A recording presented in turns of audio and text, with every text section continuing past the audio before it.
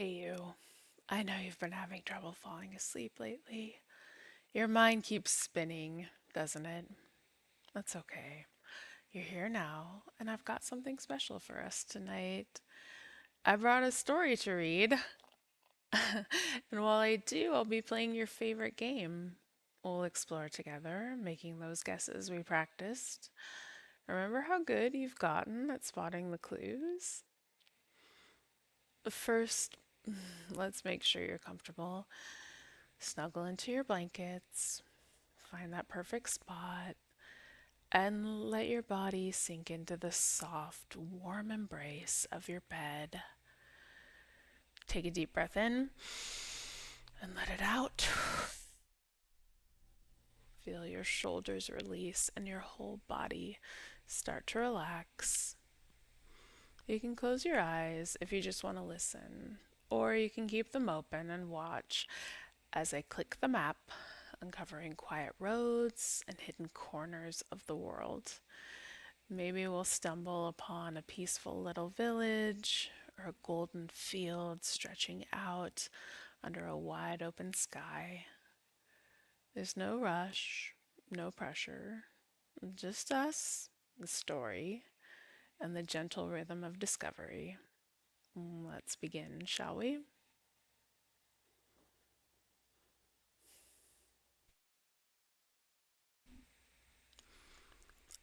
In small boxes.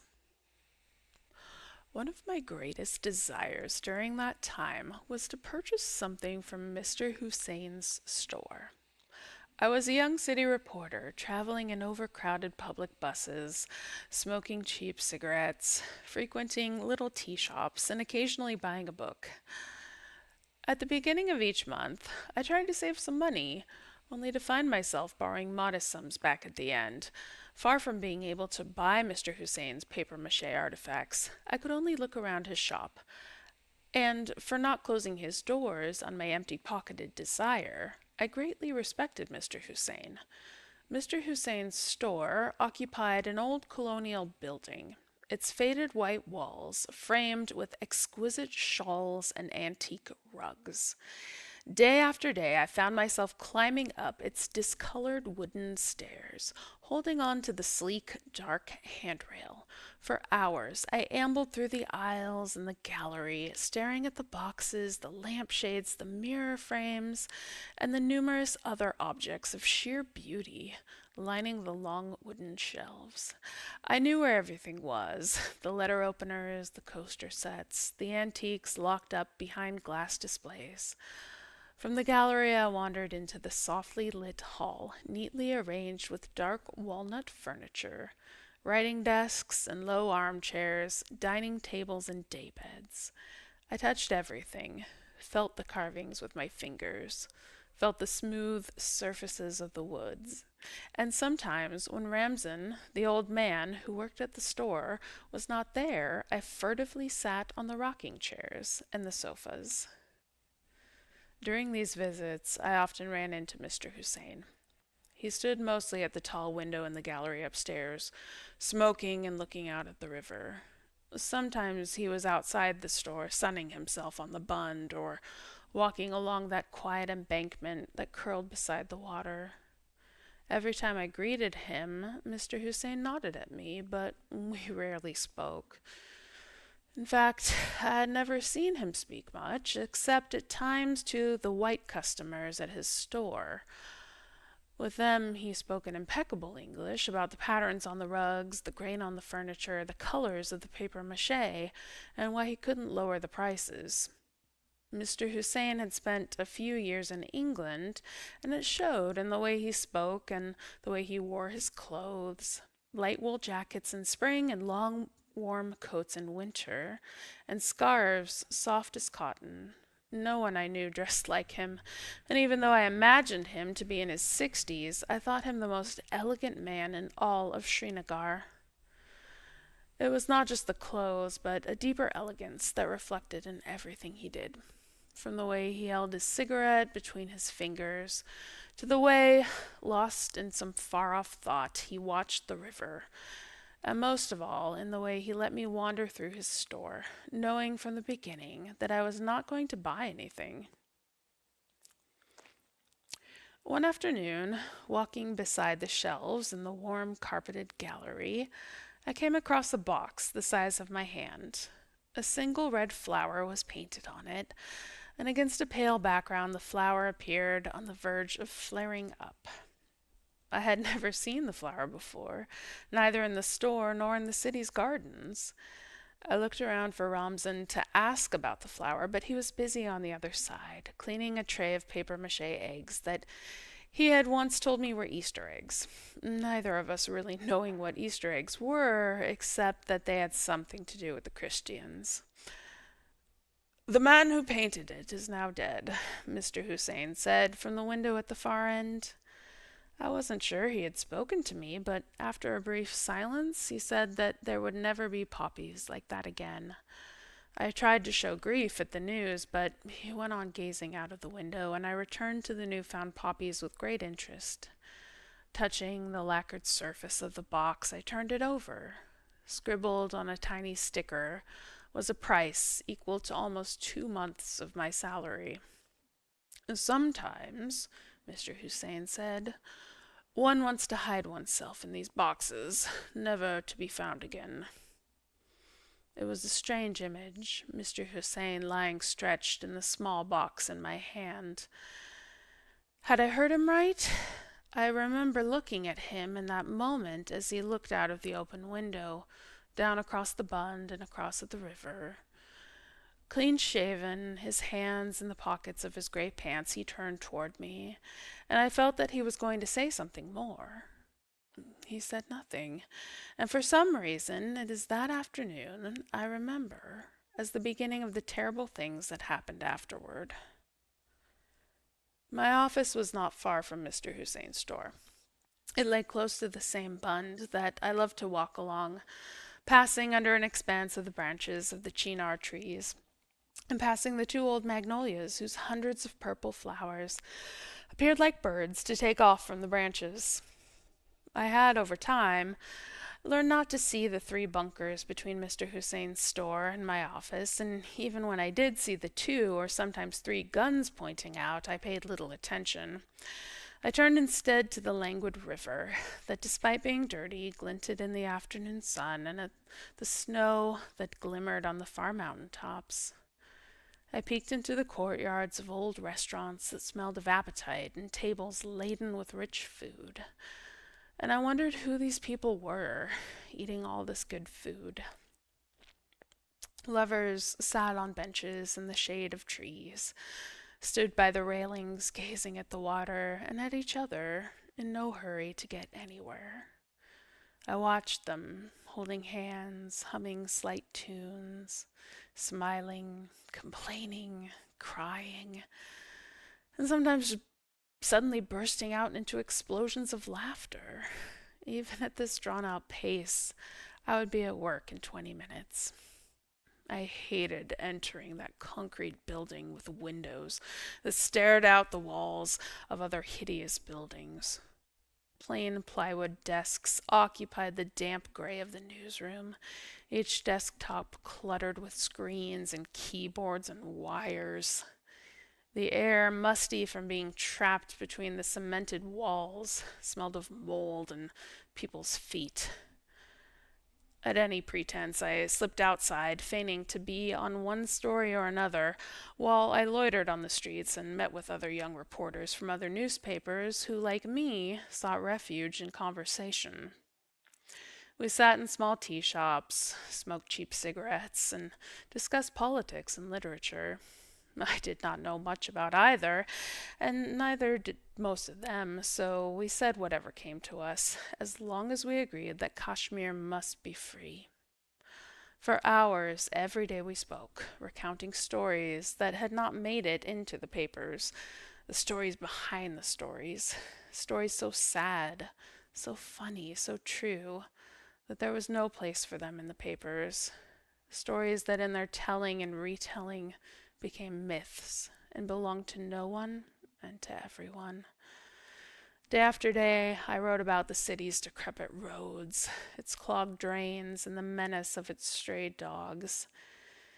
And sometimes, when the senior reporters had the day off, or if the day was too bloody, I too was asked to write about the killings and the gunfights. In all these stories, I tried to slip into a beautiful line or two. These lines, however, never made it to the page the next morning. The stories reduced to a skeletal form that robbed them of every trace of me. Eventually, I stopped reading my own stories and then the newspaper altogether, but I went on loving the job for the spontaneous life, for the loitering and the sitting at the tea shops, for the unending discussions amid the smoke from the cigarettes that seemed to be a part of the profession itself, and for the way it kept me away from home late into the night, which felt to me an immense freedom. The only thing I truly hated about the job was the meeting every morning. It was a farce, and all of us knew. And yet we met 6 days a week, discussing our ideas for the day, beginning our days with half-truths and lies. To walk out from that meeting and head to the nearest tea shop was a relief. And it was while walking out of the meeting one morning that I saw Mr. Hussein in the front office of our newspaper. He was shouting at the receptionist, a big man known to have eaten 24 bananas to win a bet with one of the drivers. In front of him, Mr. Hussein seemed like a small animal, barking in desperation. I touched Mr. Hussein on the arm, and when he turned to me, I saw a wild old man, his hair scraggly, stubble on his face. He could have walked out of a hospital ward. "Mr. Hussein," I said, "what's wrong?" Frothing at the corners of his lips, he looked at me for a moment, not able to place me. His eyes without the glasses were drowned in his face. "I come to your store," I said. "Don't you remember me?" I made him sit in a chair and asked the receptionist to bring a glass of water. The receptionist waved his arm and walked out of the room. "Get it for yourself, Lord Curzon." Water seemed to calm Mr. Hussein down, and I saw that he was clutching in his hand a rolled newspaper I could tell was ours. "Do you work here?" Mr. Hussein asked me. Even before I could say yes, he wanted to meet the editor. He said he was going to sue the paper, put everybody in prison, and ensure that the newspaper never saw the light of day. I urged him to remain calm and tell me what had happened. The pages rustling in his hands, he opened the newspaper, and while he searched through page after page, I wondered if I had gotten myself unnecessarily involved in something beyond my means. I was, after all, a lowly reporter who wrote about drains and dogs. Mr. Hussein pointed to something on the 4th page. The quality of our inside pages was so bad that it took me time to make out what he was pointing at with his shaking finger, and once I saw it, it made no sense. Inside a small box was a picture of Mr. Hussein, under which it was written that he had breathed his last early on Tuesday morning. He had passed away in his sleep peacefully. His death, it said, was a huge loss to his wife and his 2 daughters, and they prayed for the doors of heaven to be thrown open for him. Then there was his address, his phone number, and the names of his wife and 2 daughters. "I want to know who is behind this," Mr. Hussein said. "I am alive. For God's sake, am I not?" I did not know what to say, so I urged him again to remain calm and said that I would try my best to help. The receptionist returned, and taking no notice of Mr. Hussein, walked straight to his desk. I asked him about the obituary, and he said that someone had given the item for publishing yesterday. I can't go around asking people for death certificates now, can I?" the receptionist said. "We publish 100 obituaries a day. Sometimes, from the first page to the last, the newspaper is nothing but obituaries. How do I know if one of them is not dead?" He stood up and walked toward Mr. Hussein. I apologized to old Papa here the moment I understood a mistake had happened. That is what it is. A mistake. Some bastard has played a sick prank. I even offered him tea and biscuits. Ask him, did I not? I told him that he should forget about it and get on with his day. Or we could even put another box in there tomorrow saying old Papa, thankfully, is alive and talking. Mr. Hussein rose from the chair. First of all, he said, stop this old Papa nonsense. I am no fool. I have seen more of the world than you ever will. He said it was no joke, but a plan. A proper plan. He said he had enemies, and the newspaper was in cahoots with his enemies. And as he went on speaking, his voice rose along with the color in his face. His phone had not stopped ringing since early this morning. His wife had to be put to bed with sedatives. People were knocking at his door to offer condolences. It was almost 11, and he had not opened his store. Mr. Hussein was shouting again, and the little white droplets gathered again by the corner of his thin lips. He demanded to meet the editor. Come in the evening, then, the receptionist said. This is when the editor comes. I know the likes of you and your bosses, Mr. Hussein slapped at the reception desk. I want to know who is behind this. The receptionist ignored him and looked instead at a thin sheaf of papers. I am speaking with you, Mr. Hussein pointed at him. The receptionist looked toward me and asked me to please take him away. You talk to me, Mr. Hussein bellowed. I will not move from here before I get the truth out of your belly. This announcement will come true if you keep shouting, the receptionist yelled back, pointing the newspaper in Mr. Hussein's hand. The only mistake, then, would have been the time. This set Mr. Hussein on fire. He said whorehouses were better than our newspaper.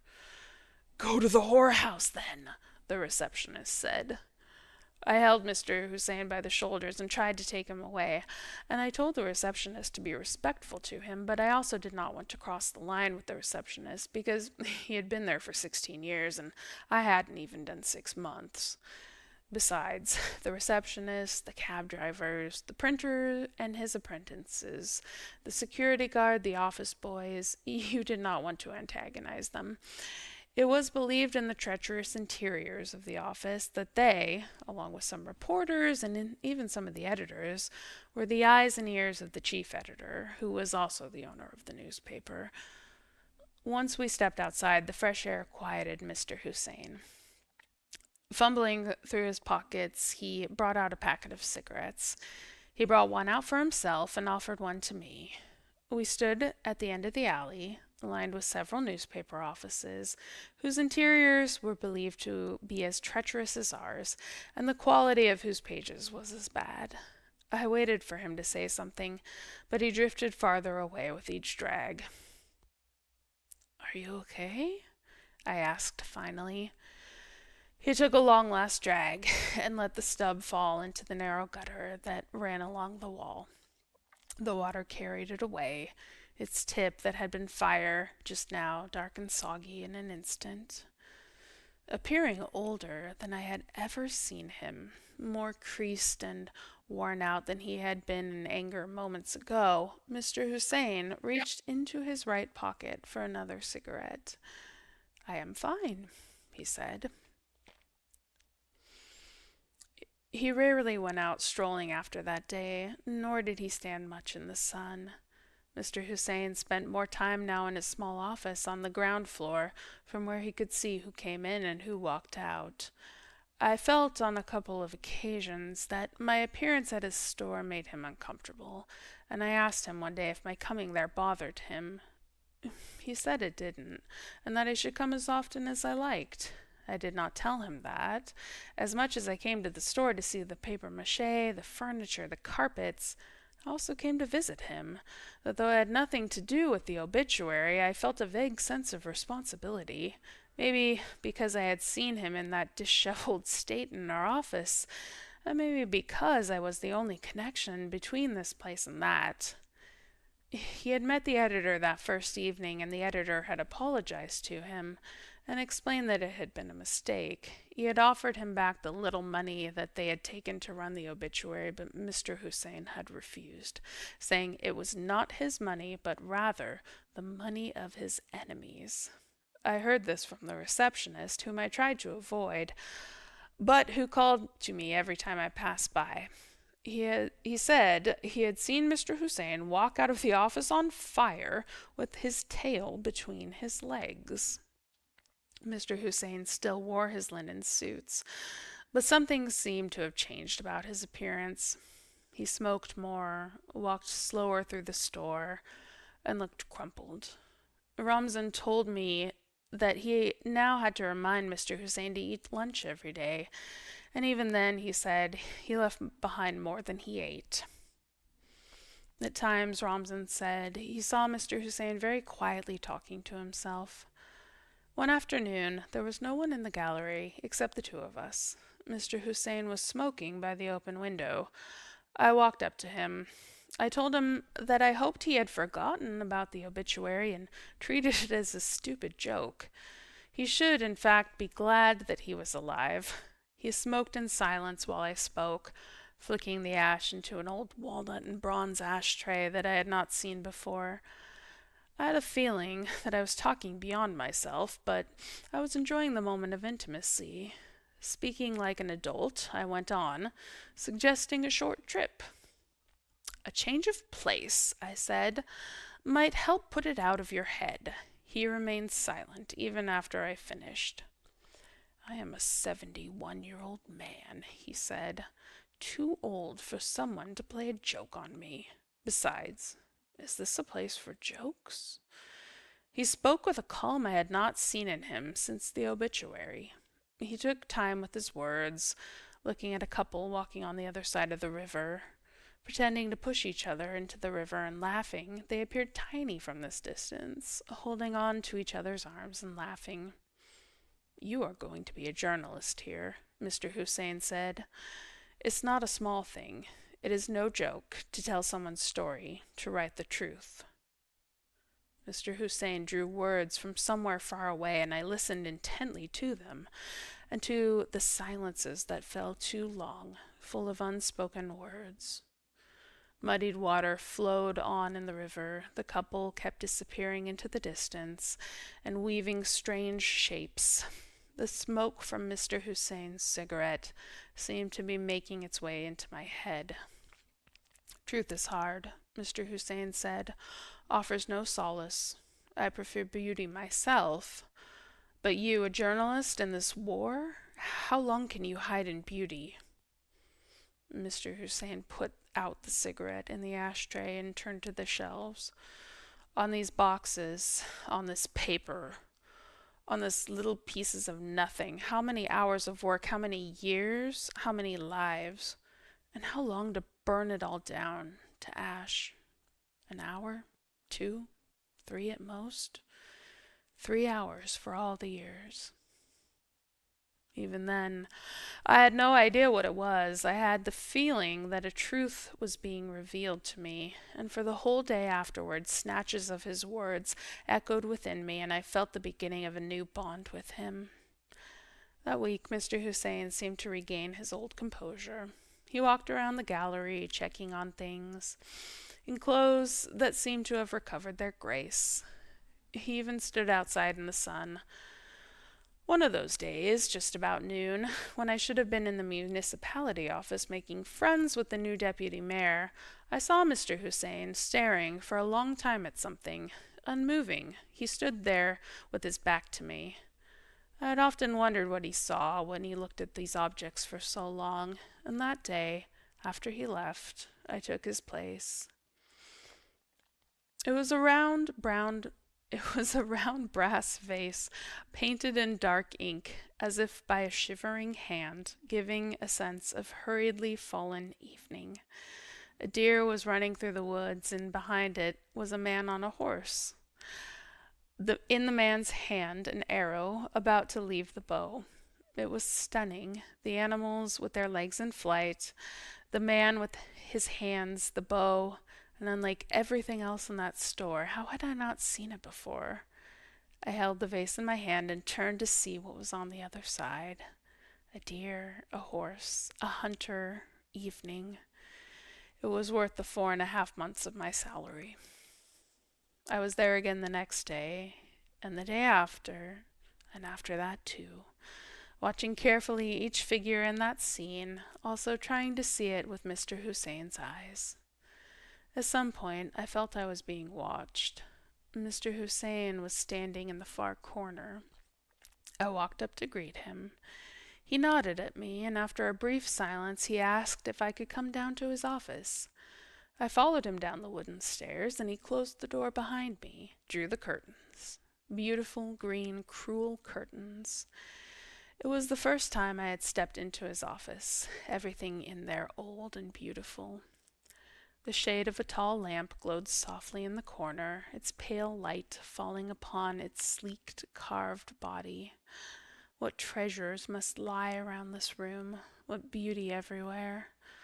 With his foot, Mr. Hussein moved an old box from the corner, sliding it in front of me. Narrower at the base, it widened as it rose, and thin green painted vines with little red flowers climbed all over it. The box was open, filled with crumpled white and khaki papers nestling a smooth black something that was hard to see in the subdued light of the office. "What is it?" I asked.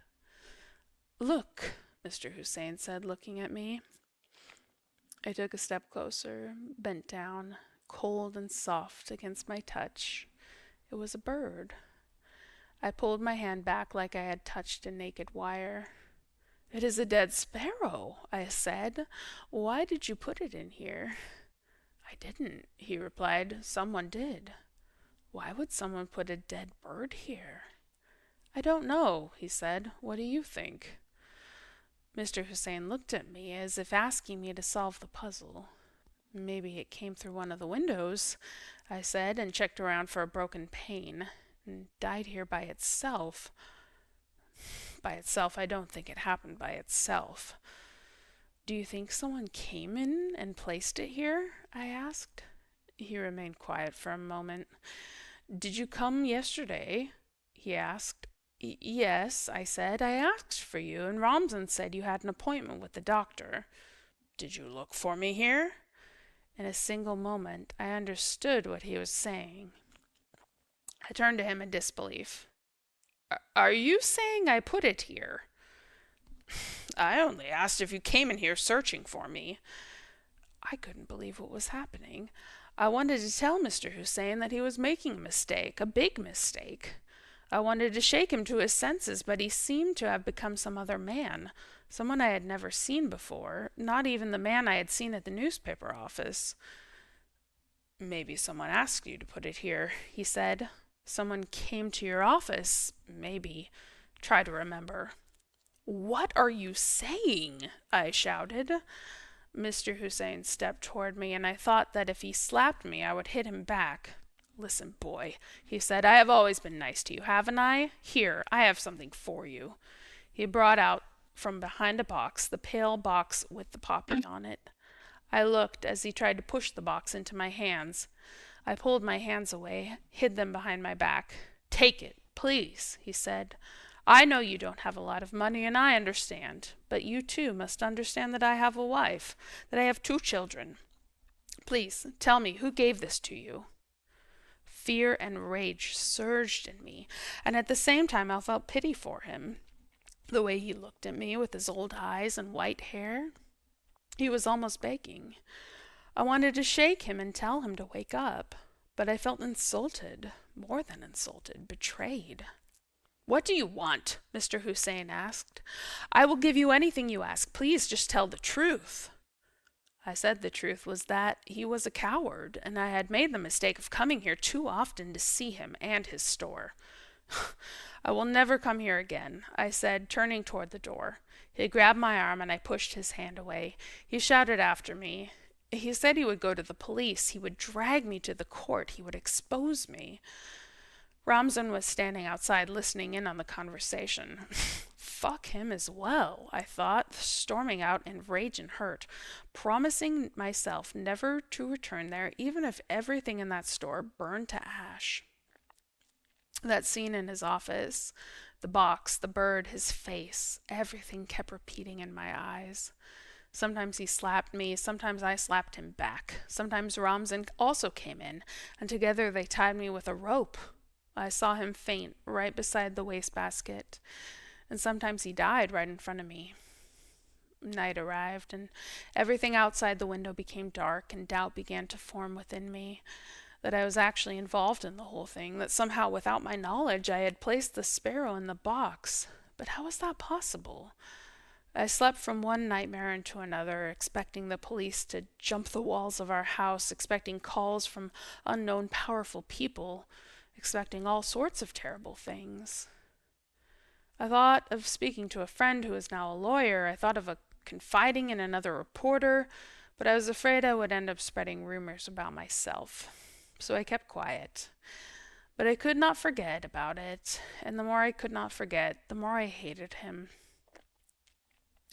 2 days later, just before noon, I saw Mr. Hussein crossing the busy street. I was waiting outside the police station for an appointment about a story. My first thought was to walk away, but why should I hide? I hadn't done anything. He was the one who ought to be ashamed. I stood there on uncertain legs. Halfway across the road he saw me, and he kept walking, slowly, cautiously, looking left and right, his hand outstretched as if expecting the cars to hit him. Tired and wasted in the fawn suit, he passed me by, smiling with his thin, ugly lips, a weak, pitiful smile. A part of me felt like smiling back, but I did not. I was not even sure what his smile meant, its meaning becoming apparent to me only after he walked into the police station. He was there to complain against me, and convinced that policemen were walking out that very moment to arrest me, I left the appointment and hurried away almost blindly, my legs slipping away beneath me. Suddenly, it was clear that the police would believe I had something to do with it. Why else would I visit the store every day when I never bought a thing? The only person I could think of turning to was the receptionist. Only he would understand. Only he. And I hastened to tell him that he had been right, that the old man had gone mad, and that he had now turned against me. In a sliver of sunlight, the receptionist stood in the alleyway outside the newspaper office. "Have a cigarette?" he asked when I was still a few steps away. So glad was I when he asked for the cigarette that I could have borrowed money to buy him a whole carton. I brought out the one cigarette I had and gave it to him.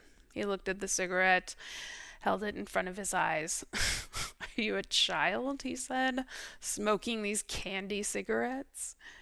He looked a little suspicious. He took suspicious little drags and spoke about the patch of sunlight becoming smaller and smaller in the alley, blaming the buildings rising illegally overnight. He spoke about a dull ache in his right side near his kidney. He spoke about the dowry for his sister's marriage, and about other things that I barely heard. When he noticed that I was distracted, he asked if I had fallen in love. I told him everything. He heard me out in silence. "This is what happens," he said, "when you hang out with big people, thinking you will become their friend, taking sides against your own." I said it wasn't like that. He said he knew what it was like. He moved a step to the left to remain in the strip of sun. "Did he stick it in your ass? Do you enjoy it?" I said I would need his help if the police called me, and I needed him to come to me to explain to my editor. "Old asshole," he said. "Remember how he shouted here? I was trying to be nice, and he went on and on. Motherfucker." I agreed. Old motherfucker. I said he deserved it. The receptionist's presence gave me relief. I wanted to stay with him all day in that little piece of sun. I met with him several times that day and the next, even when it felt strange and even cheap, spending more time with him in 2 days than I had in the 6 months before. I waited for the police to call, for a lawyer to call, for someone to call, and every time the receptionist saw me, he asked if the call had come. And then he simply looked at me and raised his eyebrows. 2 days passed, 3 days passed, a week. Slowly I returned to the teas and the cigarettes and the conversations amid the hovering smoke. I did not speak about Mr. Hussein. I told other stories and we laughed, my own laughter fraught with a limp fear, as if I were waiting for something ominous that had left from somewhere and was on its way, as if I were living on borrowed time. 3 weeks after I had seen him on the street, Mr. Hussein passed away on a Sunday. Among 100 other obituaries, we carried his in a small box on the fourth page. The receptionist showed it to me. He had died in his sleep. "Old Papa, gone," he said, passing me a cigarette. God works in mysterious ways.